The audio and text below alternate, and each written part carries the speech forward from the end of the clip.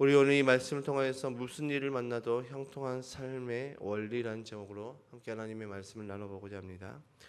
우리가 보통 축복 기도를 할 때 가장 많이 쓰이는 단어가 바로 형통이라는 단어인 것 같습니다. 크리스천에게 형통이라는 단어는 축복의 의미로 많이 쓰이고 있죠. 이 형통이라는 뜻이 무엇일까요?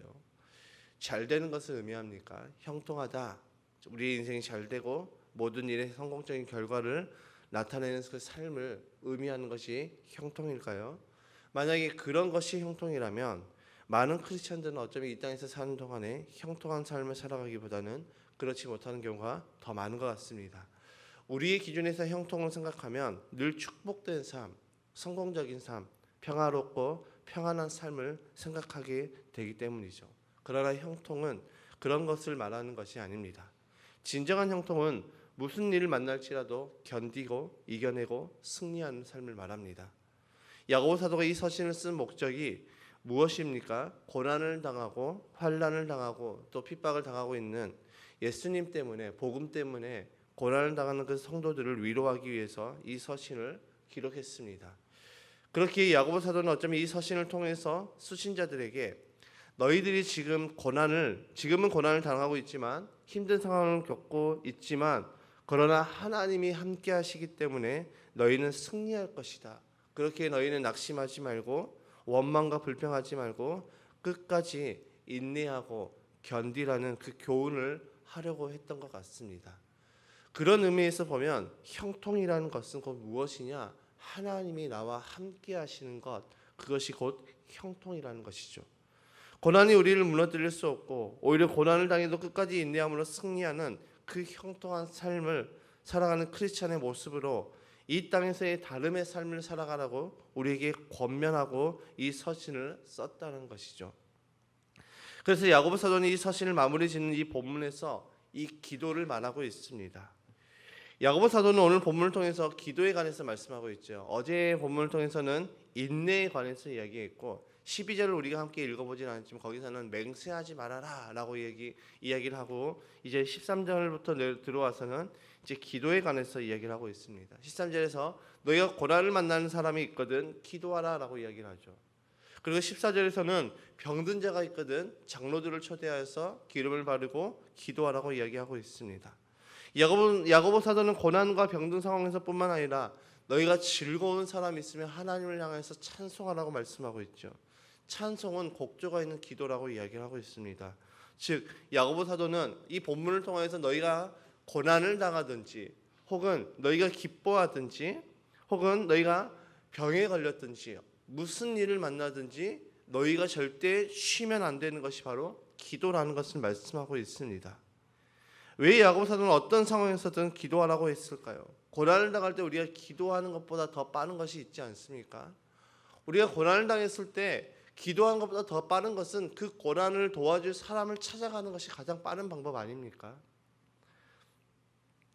질병에 걸렸을 때 기도보다 더 빠른 것이 있습니다. 질병에 걸렸을 때 내가 기도하는 것보다 병원에 찾아가는 것이 더 빠릅니다. 반대로 즐거운 상황이 되었을 때 하나님을 찬송하라고 했는데 사실 이것도 이해하기 힘든 구절이 아닙니까? 왜 야고보 사도는 우리의 희노애락 가운데 먼저 기도를 하라고 우리에게 권면하고 있을까요? 왜 우리는 기도해야 될까요? 야고보 사도만 기도를 말하지 않았죠. 성경에 보면 기도를 끊임없이 말씀하고 있습니다. 예수님께서도 기도 외에는 이런 이유가 나타날 수 없다고 말씀하시면서 우리에게 기도할 것을 말씀하셨습니다. 그리고 제자들과 함께 기도하러 갔을 때 제자들이 이제 기도하다가 꿈뻑꿈뻑 졸고 있으니까 예수님께서 너희는 나와 1시간도 함께 기도할 수 없겠냐라고 하시면서 기도하지 않았던 그 제자들을 이제 나무라는 그런 모습들을 볼 수가 있죠. 또 예수님께서는 새벽 미명의 습관에 따라서 일어나셔서 늘 기도의 자리에 나가서 기도하는 그 모습을 우리에게 보이셨습니다. 사도 바울은 우리에게 어떻게 권면했습니까? 항상 기뻐하라 쉬지 말고 기도하라고 말씀하고 있죠. 또 에베소서에서는 내가 성령 안에서 무시로 기도하라고 말씀하고 있습니다. 늘 끊임없이 기도하라고 성경은 우리에게 말씀하고 있죠. 왜 우리는 기도해야 될까요? 왜 우리는 무슨 일을 만나든지 먼저 기도하라고 우리에게 야고보 사도는 권면하고 있을까요? 왜 우리에게 쉬지 말고 기도하라고 사도 바울은 우리에게 권면했을까요? 왜 예수님께서는 예수님의 삶의 모습을 통해서 우리에게 기도를 말씀하고 있을까요? 어제 제가 김창옥 교수의 그 한 강의를 봤습니다. 김창옥 교수는 이 남자와 여자의 언어에 관해서 강의를 했는데 남자와 여자의 언어는 너무나도 달랐다는 것입니다. 그리고 그 개수도 굉장히 큰 차이가 있었다라고 이야기합니다. 여자가 정말 마음을 시원케 하는 그 언어를 사용하려면 약 2만 개의 단어를 사용해야 된다고 합니다. 굉장히 큰 양이죠. 그런데 남자는 보통 7천 개 정도 사용한다고 합니다. 그러니까 남자는 어떤 것으로도 여자의 마음을, 여자의 그 심정을 충족해 줄 수 있는 그런 존재가 아닙니다. 그러니까 여자가 남자를 보면은 절대 이 남자에게 만족할 수 있는 그런 존재가 아니죠. 그런데 어떻게 남자와 여자가 이런 차이가 있음에도 결혼할 수 있을까라고 하면서 이제 김창 교수님이 그것을 연구해 보니까 뇌가 그 일들을 감당한다는 것이죠. 남자와 여자가 사랑에 빠지면 그 사랑이라는 감정을 통해서 도파민이 나오게 되는데 그 도파민은 한마디로 일종의 각성제라고 생각을 하면 됩니다. 도파민이 나오면서 남자는 평소에 자기의 그 기준보다 훨씬 더 많은 능력을 발휘한다고 하죠. 한계를 뛰어넘게 됩니다. 그래서 사랑에 빠지면 남자는 모든 것을 다 감당합니다. 모든 것을 여자에게 다 맞춰줍니다. 거리가 멀어도 남자는 여자를 기꺼이 기쁨으로 집에 데려다 줍니다. 늦은 시간 잠을 자지 않아도 남자는 피곤하지 않습니다. 아무리 추운 한겨울에도 한강을 다니면서 옷을 벗어줄 수 있는 존재가 바로 사랑에 빠진 남자라는 것이죠. 절대 피곤하지 않고 춥지도 않습니다. 그런데 문제는 이 도파민이 계속해서 지속이 되면 좋을 건데 도파민은 영원하지 않다는 것이죠. 어느 정도 시점이 가면은 다시 도파민은 줄어들게 되고 그러면 이제 결혼하고 나면 남자는 원래의 본성으로 돌아가려고 합니다. 이때 이제 여자들이 느끼는 감정은 내 남편이 변했구나. 결혼하기 전과 변했다는 것입니다. 근데 변한 것이 아니라 원래 그 남자의 모습이라고 표현하시더라고요. 그런데 놀랍게도 도파민이 줄어들어도 여전히 연애 때와 비슷한 관계를 갖는 부부가 있다고 합니다. 그 부부는 어떤 부부냐? 상대방의 언어를 이해하는 부부라고 이야기합니다. 즉 계속해서 대화를 하고 소통하는 부부를 말하고 있죠. 이런 부부는 어떤 어려움을 만나도 함께함으로 이겨냅니다. 우리가 기도를 해야 하는 이유가 바로 여기에 있죠. 내가 하나님께 기도한다는 것은 곧 무엇을 의미합니까? 바로 하나님과 끊임없는 대화를 하는 것입니다. 하나님과의 관계가 친밀해지는 것을 의미하고 있죠. 내가 하나님 앞에 내가 하나님 앞에 기도하는 것은 나의 소원을 이루기 위해서 하나님 앞에 하는 것이 아니라 하나님과 나와의 관계가 더 친밀해지는 것을 의미하고 있습니다. 나와 하나님과의 관계가 바로 서 있다면 우리는 어떤 일을 만나든지 무슨 일을 만나든지 우리는 승리할 수 있고 우리는 결국 이겨낼 수 있다는 것입니다.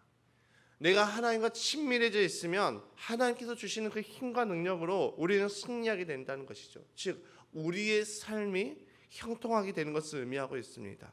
즉 형통한 삶은 아까도 제가 말씀드렸던 것처럼 하나님이 함께한 삶을 의미합니다. 그래서 하나님이 함께한 사람들은 무슨 일을 만나든지 만사형통하는 삶을 살아가게 되고 무슨 일을 만나든지 승리하게 된다는 것이죠. 야고보 사도가 고난을 만났을 때 기도하라고 이야기했습니다. 그렇다면 하나님을 믿는 사람은 하나님만 찾고 사람을 찾지 말아야 되는가? 그런 의미가 아니지요. 우선순위를 빼앗기지 말라는 것입니다.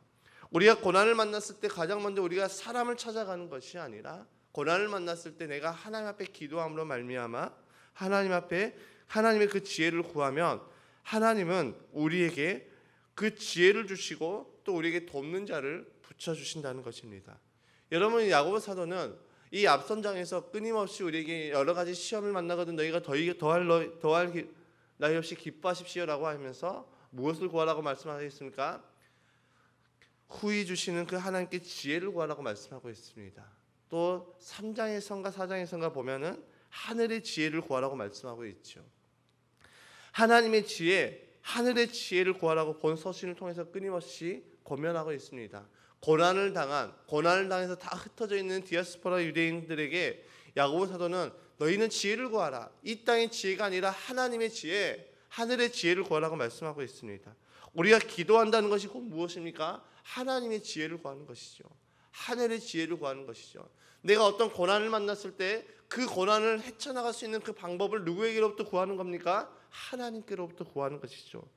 나와 하나님과의 관계가 먼저 세워짐으로 말미암아 하나님께서 주시는 그 지혜로 우리는 그 고난을 이겨낼 수 있다는 것입니다. 예수님께서도 우리에게 신앙생활에서 가장 중요한 것을 말씀하실 때 하나님과의 관계를 먼저 말씀하셨습니다. 내가 하나님과의 관계가 온전하게 세워지면 하나님이 우리에게 지혜를 부어주시고 그 지혜를 통해서 우리는 그 고난을 이겨내고 또 그 고난을 이겨내는 그 과정 가운데서 하나님께서 우리에게 돕는 자를 붙여주시죠. 그리고 이것이 바로 먼저 그의 나라와 그의 의를 구하는 삶의 모습이기도 합니다.